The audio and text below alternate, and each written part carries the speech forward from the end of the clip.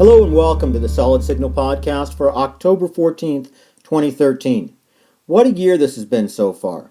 A good year and a bad year, but mostly when it comes to the cable and satellite industry, it's been a year of fee fights and blackouts.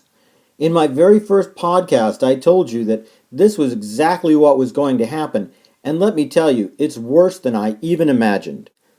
DirecTV recently announced that they have had over 110 separate instances of blacked out channels just in 2013. And that's not 110 channels, that's 110 companies, many with multiple channels.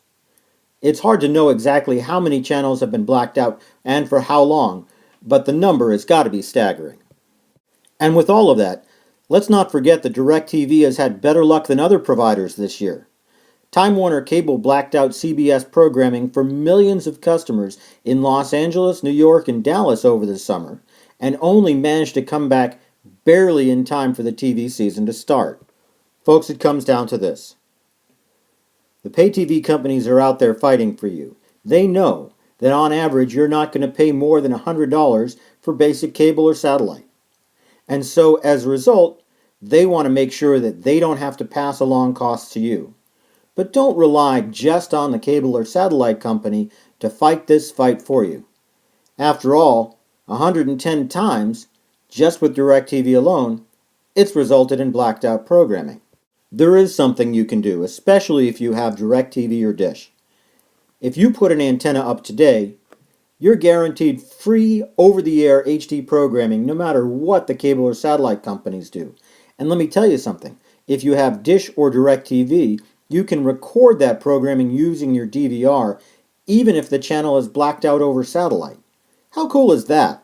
There's only one thing you need to know right now, and that's that winter is coming and you don't want to be up on that roof putting up an antenna when the snow is falling.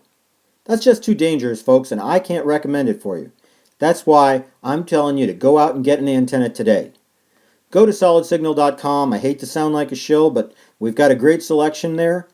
Go to solidsignal.com and find the antenna for you. Get it today, put it up today, and you know at that point that you're getting free television, at least the local channels. And there's nothing that any cable or satellite company can do about that.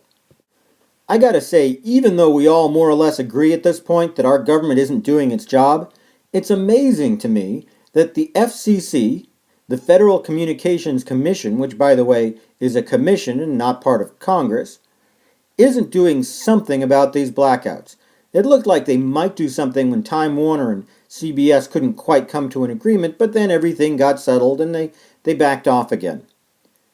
What would be so hard about a set of rules establishing binding arbitration for this sort of thing, just like they have with sports teams? I know what you're saying, that it doesn't always work with sports teams either right away, but eventually everybody gets back onto the field or the ice and maybe nobody's happy with the contract, but at least it's done.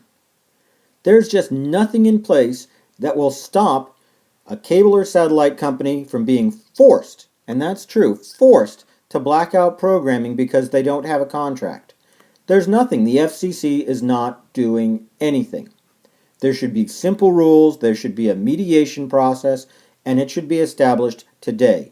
No reason why not. Well, other than the reason that the government never does anything today.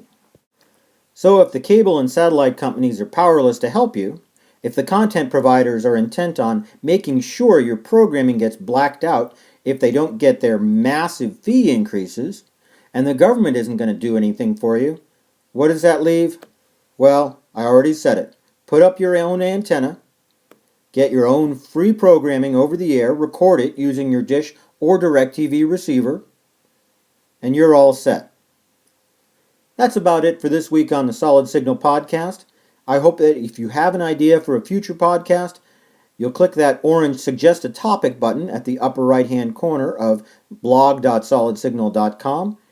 And until I hear from you again, have a great week.